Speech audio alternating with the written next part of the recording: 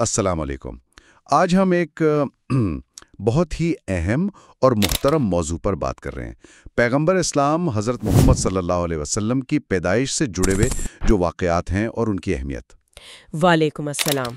جی ہاں، اور یہ جو ہماری گفتگو ہے اس کی بنیاد اصل میں سیرت کی ایک تاریخی تحریر پر ہے، جس میں یہ سارے واقعات کافی تفصیل سے بیان کیے گئے ہیں۔ صحیح۔ تو ہمارا مقصد صرف واقعات دہرانا نہیں ہے، بلکہ یہ دیکھنا ہے کہ یہ تحریر ان واقعات کو کیسے پیش کرتی ہے، ان کی گہرائی کیا بتاتی ہے، ان کا کیا مطلب سمجھاتی ہے۔ بالکل۔ تو آئیے اس تحریر میں ذرا گہرائی میں اترتے ہیں، دیکھتے ہیں کہ پیغمبر آخر الزماں صلی اللہ علیہ وسلم کی آمد کے وقت کیا خاص حالات تھے، کیا واقعات ہوئے، اور یہ تحریر انہیں کس نظر سے دیکھتی ہے۔ تو بات شروع کرتے ہیں اس سال سے جس میں آپ صلی اللہ علیہ وسلم کی پیدائش ہوئی، یعنی عام الفیل، ہاتھی والا سال۔ یہ نام ہی بڑا عجیب ہے، اس کا کیا پس منظر ہے؟ تحریر کیا کہتی ہے اس بارے میں؟ جی، یہ نام اصل میں ایک بہت مشہور واقعہ ہے جو تحریر کے مطابق آپ صلی اللہ علیہ وسلم کی ولادت سے بس کچھ ہی عرصہ پہلے مکہ میں پیش آیا تھا۔ اچھا۔ ہوا یہ تھا کہ یمن کا جو حبشی گورنر تھا ابرہہ، وہ کعبے کو نعوذ باللہ تباہ کرنے کے ارادے سے آیا تھا، اور اس کے ساتھ ایک بہت بڑی فوج تھی، اور اس فوج میں جنگی ہاتھی بھی شامل تھے۔ ہاتھی عرب میں؟ یہ تو بڑی غیر معمولی بات ہوگی اس زمانے میں۔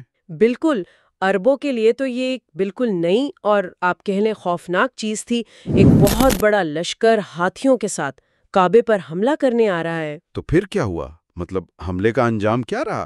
کعبہ تو آج بھی وہیں ہے۔ جی، یہی تو اصل بات ہے۔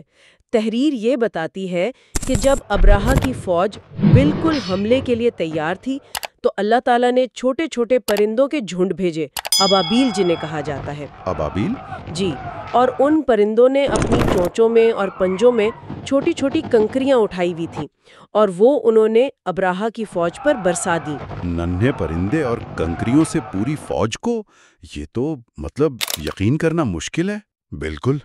تحریر کے مطابق ان کنکریوں کی ضرب اتنی شدید تھی کہ اس نے ابرہہ کی وہ طاقتور فوج، وہ ہاتھی، سب کچھ تباہ و برباد کر دیا جیسے کھایا ہوا بھوسا ہوتا ہے۔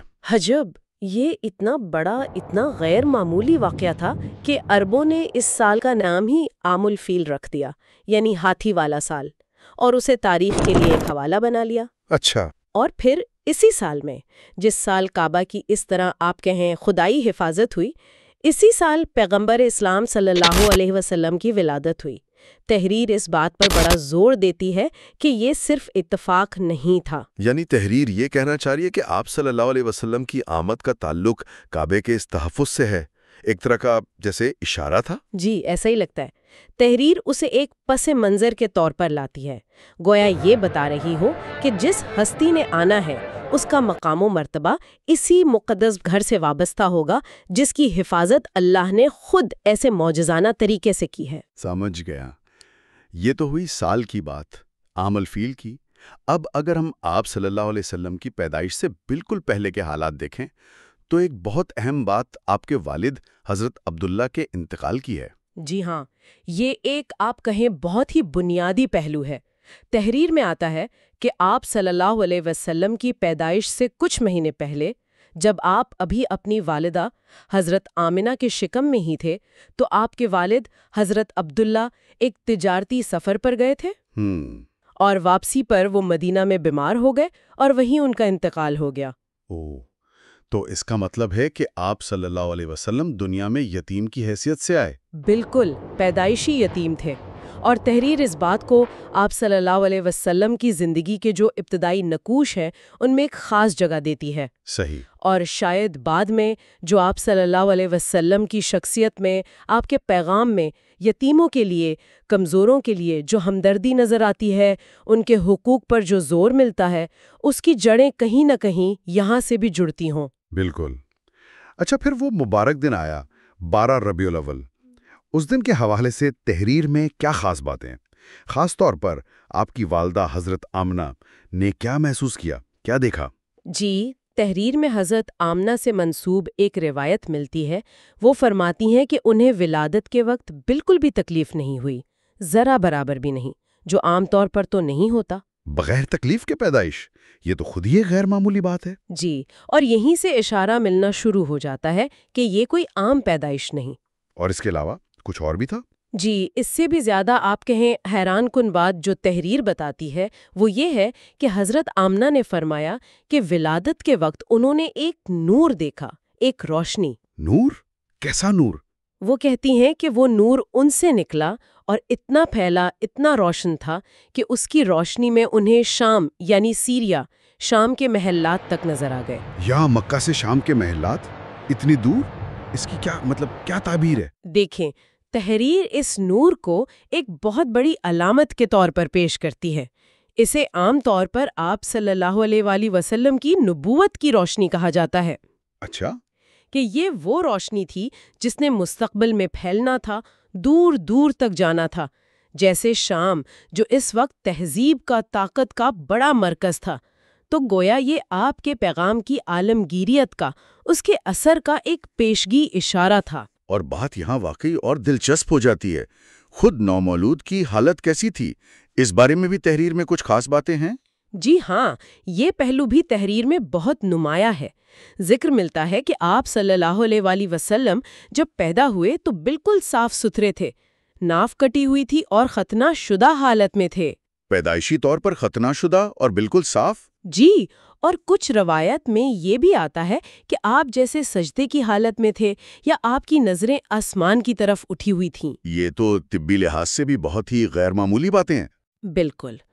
تحریر ان ساری تفصیلات کو اکٹھا کر کے یہ بتاتی ہے کہ آپ صلی اللہ علیہ وآلہ وسلم کی ذات شروع دن سے ہی یعنی پیدائش کے لمحے سے ہی عام انسانوں سے الگ تھی، ایک خاص خدائی اہتمام کے تحت تھی۔ صحیح۔ تو یہ سب چیزیں یعنی بغیر تکلیف کے ولادت، پھر وہ نور کا نظر آنا، پھر نومولود کی یہ پاکیزہ اور غیر معمولی حالت، یہ سب مل کر ایک ہی تصویر بناتی ہیں کہ یہ کوئی عام بچے کی پیدائش نہیں، یہ ایک عظیم ہستی کی دنیا میں تشریف آوری ہے۔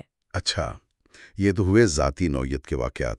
کیا تحریر میں اسی وقت دنیا میں کہیں اور ہونے والے کچھ بڑے واقعات کا بھی ذکر ملتا ہے جنہیں آپ صلی اللہ علیہ وآلہ وسلم کی پیدائش سے جوڑا جاتا ہے؟ جی ہاں، بالکل، اور یہ حصہ بھی بڑا دلچسپ ہے۔ تحریر کئی ایسے واقعات گنواتی ہے جو آپ صلی اللہ علیہ وآلہ وسلم کی ولادت کی رات یا اسی زمانے میں دنیا کے مختلف حصوں میں ہوئے، اور انہیں آپ صلی اللہ علیہ وآلہ وسلم کی آمد کی نشانیاں سمجھا جاتا ہے۔ مثلاً کیا واقعات تھے وہ؟ ایک جو بہت مشہور واقعہ ہے وہ ایران یعنی فارس میں جو آتش پرست تھے موجوسی، ان کی مرکزی عبادت گاہ کی آگ کا بجھ جانا ہے۔ اچھا، کون سی آگ؟ تحریر کہتی ہے کہ یہ وہ آگ تھی جو مبینہ طور پر 1000 سال سے مسلسل جل رہی تھی، اسے کبھی بجھنے نہیں دیا جاتا تھا، لیکن آپ صلی اللہ علیہ وآلہ وسلم کی ولادت کی رات وہ خود بخود بجھ گئی۔ 1000 سال سے جلنے والی آگ کا بجھ جانا، یہ تو اس وقت کے فارسی مذہب کے ماننے والوں کے لیے بہت ہی بڑی اور شاید پریشان کن بات ہوگی۔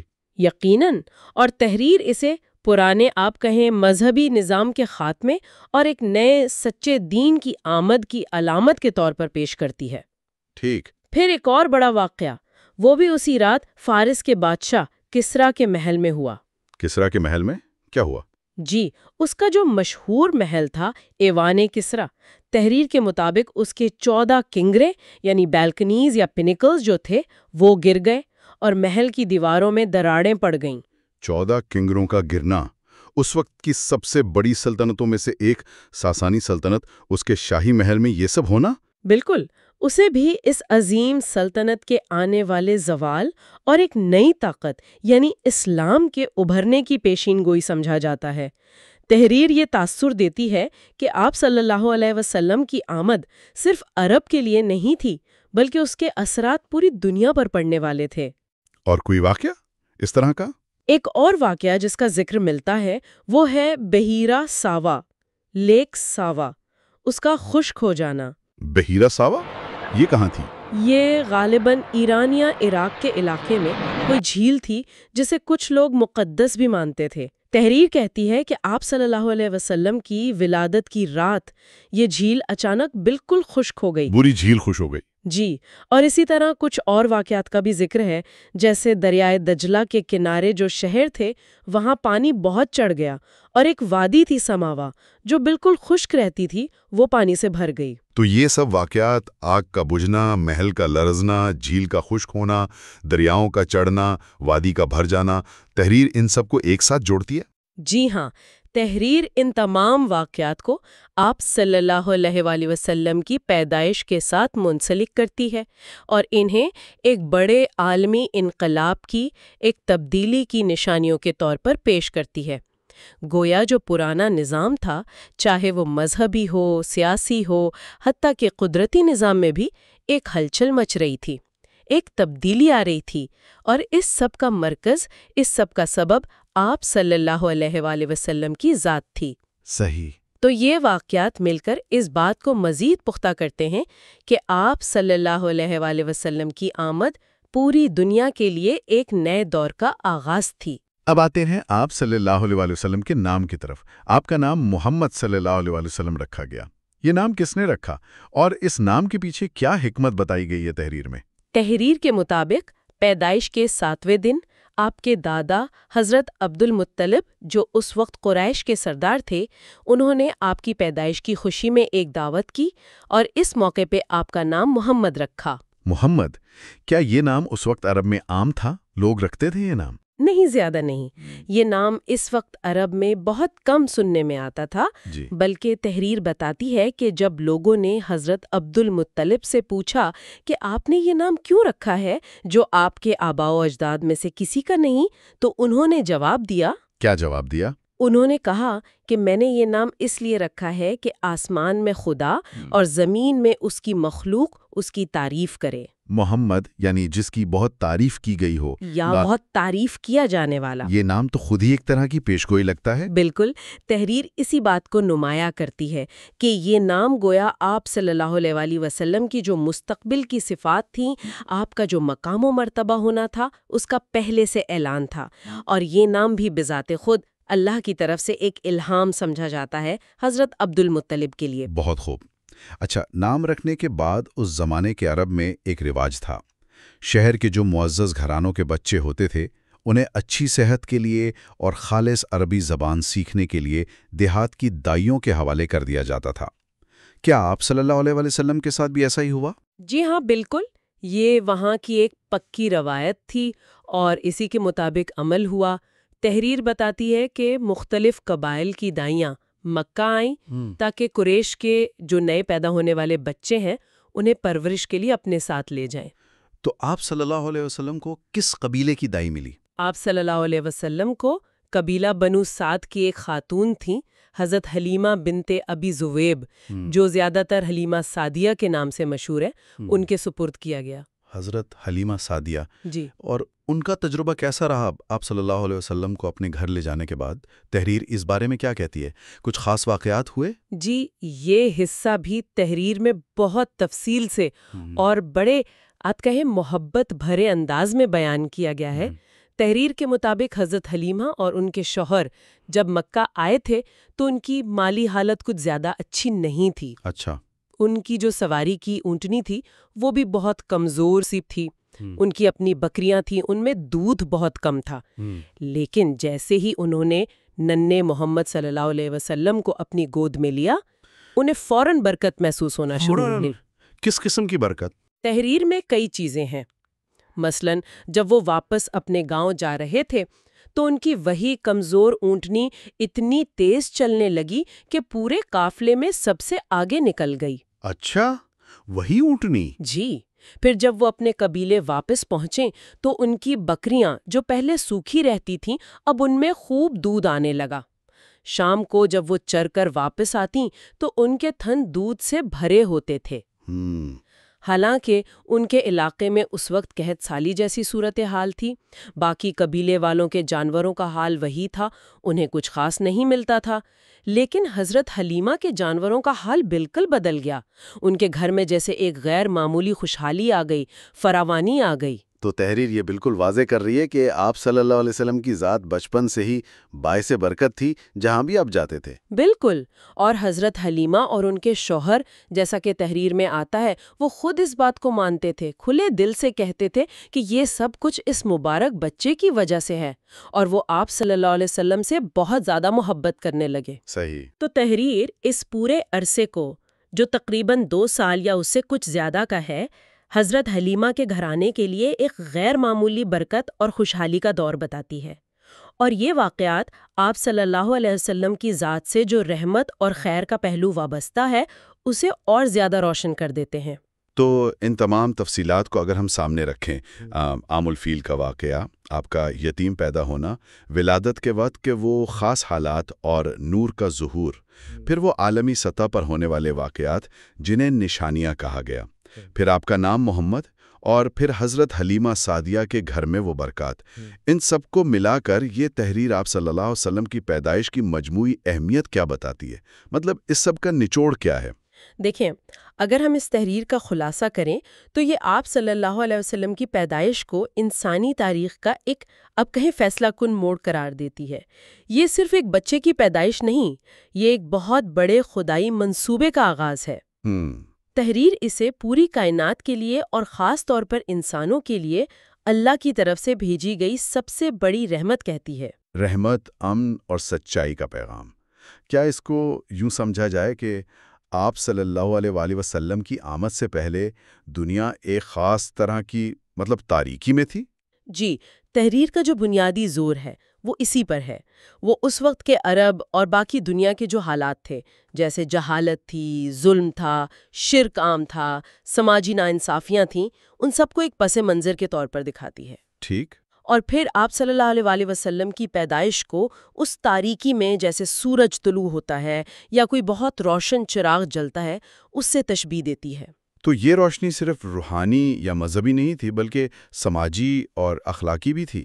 بالکل، تحریر کے مطابق یہ وہ نور تھا جس نے صرف لوگوں کے عقیدے ٹھیک نہیں کرنے تھے، بلکہ انسانی معاشرے کو بھی بدلنا تھا، ظلم سے، ناانصافی سے، جہالت سے نکال کر علم کی طرف، عدل کی طرف، امن کی طرف لانا تھا۔ صحیح۔ تو یہ پیدائش ایک نئے دور کا، ایک نئے عہد کا آغاز تھی، ایک ایسا عہد جس میں انسان کو اس کی اصل قدر و قیمت واپس ملنی تھی اور اس کا تعلق اپنے پیدا کرنے والے سے براہ راست جڑنا تھا۔ لہٰذا تحریر کے نقطہ نظر سے دیکھیں تو یہ واقعہ صرف تاریخ کا ایک دن نہیں، یہ پوری انسانیت کے لیے امید، رہنمائی کا اور نجات کا نقطہ آغاز ہے۔ آج ہم نے واقعی اس تاریخی تحریر کی روشنی میں پیغمبر اسلام حضرت محمد صلی اللہ علیہ وآلہ وسلم کی پیدائش کے ارد گرد جو اہم واقعات اور پہلو ہیں ان پر بڑی تفصیلی گفتگو کی۔ ہم نے بات شروع کی عام الفیل کے واقعے سے، اس کی اہمیت سے، پھر آپ صلی اللہ علیہ وآلہ وسلم کے والد کے انتقال اور آپ کے یتیم پیدا ہونے کا ذکر کیا۔ جی، پھر ہم نے 12 ربیع الاول کو آپ صلی اللہ علیہ وآلہ وسلم کی ولادت کے جو واقعات تحریر میں ملتے ہیں ان کا جائزہ لیا، جس میں حضرت آمنہ کا تجربہ تھا، وہ نور کا ظہور، اور آپ صلی اللہ علیہ وآلہ وسلم کی اپنی پیدائشی حالت۔ اس کے بعد ہم نے ان عالمی واقعات پر بات کی جنہیں یہ تحریر آپ صلی اللہ علیہ وآلہ وسلم کی آمد کی نشانیاں کہتی ہے، جیسے فارس کی وہ آگ کا بجھنا، کسریٰ کے محل کا لرزنا اور بحرائے ساوا کا خشک ہونا۔ پھر ہم نے آپ صلی اللہ علیہ وسلم کے نام محمد کے انتخاب پر بات کی، اس کے معنی پر، اور پھر حضرت حلیمہ سعدیہ کے گھرانے میں آپ کی پرورش کا ذکر کیا، اور وہاں جو برکتیں ظاہر ہوئیں ان کا بھی تفصیل سے ذکر ہوا، جیسا کہ اس تحریر میں بیان کیا گیا ہے۔ اور آخر میں ہم نے ان سب کو جوڑ کر یہ سمجھنے کی کوشش کی کہ یہ تحریر آپ صلی اللہ علیہ وسلم کی پیدائش کو کس عظیم مقام پر دیکھتی ہے، یعنی پوری انسانیت کے لیے رحمت کا، امن کا اور علم و ہدایت کے ایک بالکل نئے دور کا آغاز۔ یہ واقعی ایک بہت، آپ نے کہا، گہرائی سے بھرپور جائزہ تھا۔ بلا شبہ، اور یہ تحریر جس طرح سے آپ صلی اللہ علیہ وسلم کی پیدائش کو اندھیرے پر روشنی کی اور جہالت پر علم کی فتح کے ایک نقطۂ آغاز کے طور پر پیش کرتی ہے، یہ ہمیں ایک اہم نقطے پر سوچنے کی دعوت بھی دیتی ہے۔ وہ کیا؟ کہ آپ صلی اللہ علیہ وسلم کی جو بات کی زندگی ہے، آپ کی جو تعلیمات ہیں، آپ کا جو پیغام ہے اس نے پھر عملی طور پر اس روشنی اور علم کو دنیا میں کیسے پھیلایا؟ کیا ہمیں آپ کی زندگی کے باقی واقعات میں، آپ کی تعلیمات میں اسی مرکزی خیال کی، یعنی روشنی اور علم کے فروغ کی گونج سنائی دیتی ہے؟ یہ وہ سوال ہے جو اس تحریر کو پڑھنے کے بعد ذہن میں آتا ہے اور شاید مزید غور و فکر کی، مزید جستجو کی راہ دکھاتا ہے۔